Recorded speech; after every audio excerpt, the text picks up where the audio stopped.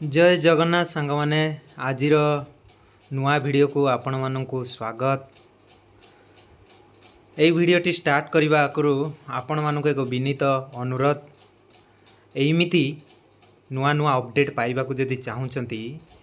YouTube channel T subscribe करी bell icon T दबाई दिंतु ताकि मुझे इंटरेस्टिंग नुआ नुआ अपडेट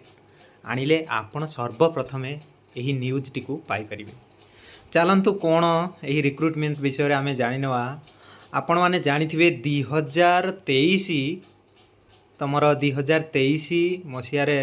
रिक्रुटमेंट होता ओडिशा पुलिस तरफ 4790 गोटी पोस्ट। तापर आपण मैंने जाथे नोटिस माने पूर्व 2025 वर्ष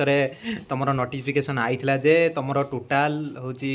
Odisha district wise police headquarter रु तुम न्यूज जाइला जे 4219 गोटी पोस्ट फांका अच्छी। रेस्ट से न्यूजटा जो लास्ट पाइला आपण मैंने जाथे सेटा भी हो गला ये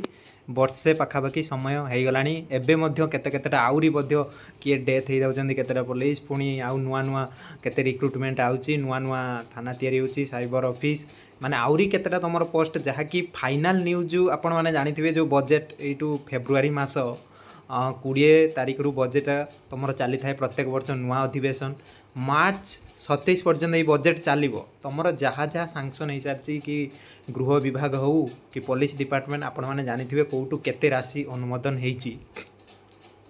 किंतु दुखर विषय या जे तुमर ये जो रिसेंट गोटे 800 गोटी रिक्रुटमेंट आसीथिला ता बाबत को जहाँकि नुआ कैंडिडेट नुआ छात्र माने पकई पारे पुणी रिटायरमेंट ऑफिसर मानक पुणी नियुक्ति दिज्व से माने पुणी आउ थे से काम करेंगे जहाँ करवा ए प्रकार गोटे दुखर विषय। पुणी जो रिक्रुटमेंट को लेकिन जो मानकर एज ऑलरेडी हो गला आसिकी लास्ट एज्रे अच्छा बुझिपारे कि नहीं से रिलैक्सेशन जोटा हाईकोर्ट केस होता सेटार भी फाइनालाइज सी भी गोटे नोटिस बाहर करता आम भी 3 वर्ष तुम मानू दमु। किंतु यही जो रिक्रुटमेंट बजेट तो चली पुणी बजेट सरीते सरीते कि मे भी एक्सपेक्ट करा तुम एपटू माने जहाँ सरकार पक्ष को तुमको एठी तुम केतेटा जे पुलिस विभाग रे OISF पाखापाखि तुम 2000 समथिंग पोस्ट और पुलिस कांस्टेबल तुम पाखापाखि 4500 प्लस पोस्ट तुम कम्युनिकेशन रहा जो साइबर क्राइम ट्रैफिक पुलिस एमती तुम जहाँकि इथर नोटिस पाइला 12000 रु 16000 पुलिस भर्ती आसीबो। किंतु ए पक्षे तुम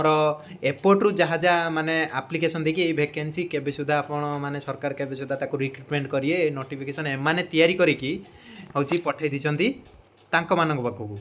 किंतु एमानकर फाइनाल नोटिस सरकार केबे सुधा ताको घोषणा करिए कि ये जो बजेट मते जा लागुची जा ये जो बजेट अनुसार जा नियम अनुसार बजेट शेष होते जाउथो तुमरो नुआ नोटिफिकेशन